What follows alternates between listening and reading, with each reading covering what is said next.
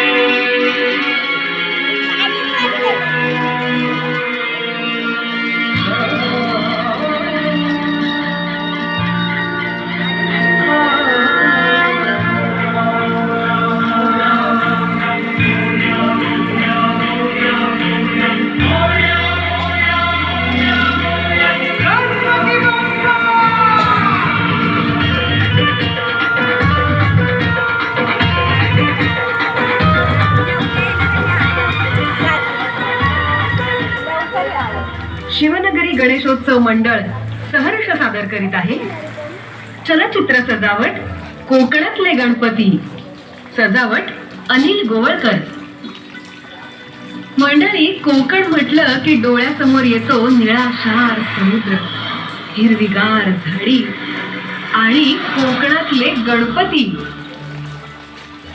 कोकण आणि गणेशोत्सव यांचं एक अतूट नातं आहे. श्रावण सरी बरसल्या की लवकरच गणपती बाप्पाच्या आगमनाची चाहूल लागते.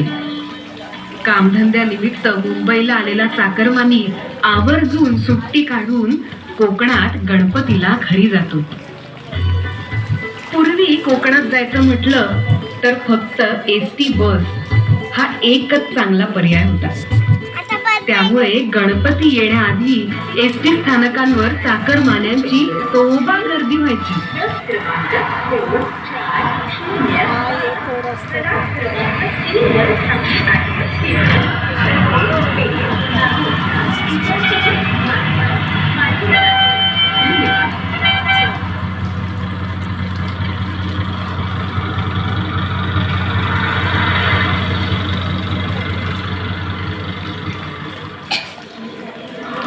पण हल्ली कोकणात जाण्याचा प्रवास खूप सोपा झालाय. कारण डोंगर दऱ्यातून वाट काढत सर्व संकटांवर मात करत कोकण रेल्वे कोकणात पोहोचली. एकाच वेळी असंख्य चाकरमान्यांना घेऊन धडाडत जाणारी कोकण रेल्वे जवळून बघायचा आनंद काही आवडत असतो.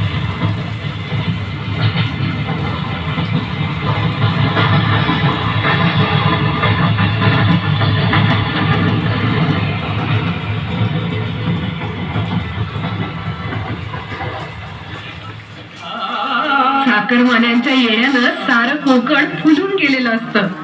गणपतीच्या आगमनाची तयारी करण्याची सगळीकडे लगबग सुरू असते.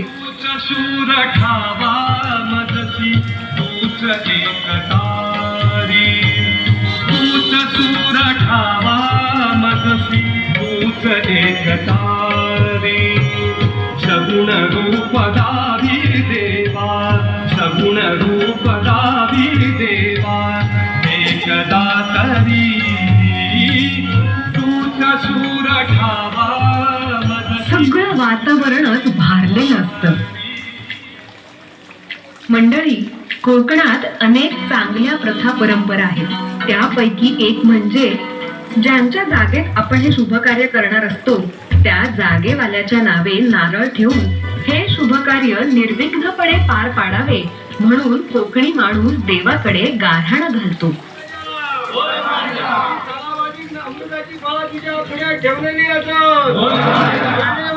लेकरांची सेवासाठी तुझी केलेली असत. मला तुझी सोय मान्य करून घे.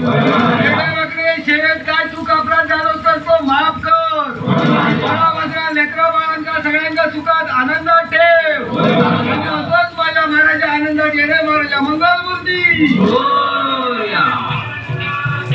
आपल्याकडे गणपतीची आरती करताना मोजकीच मंडळी असतात, पण कोकणातल्या घराघरात आरतीसाठी अख्खं घर भरलेलं असतं. सगळे मग तालासुरात बेभान होऊन आरत्या म्हणतात.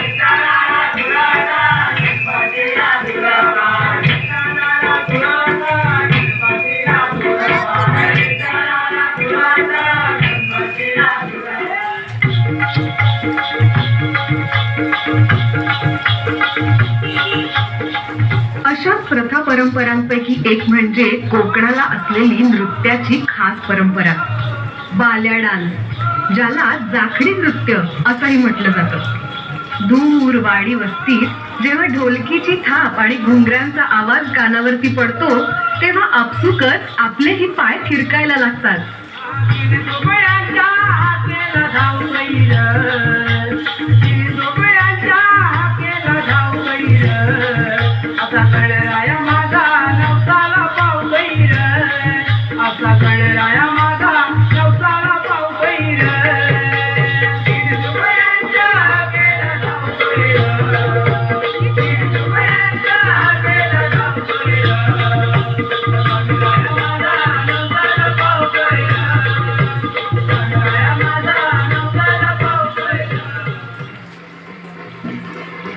ह्या आनंद आणि उत्साहाने भरलेल्या वातावरणामुळे बाप्पाच्या विसर्जनाचा दिवस कधी येतो हे कळतही नाही.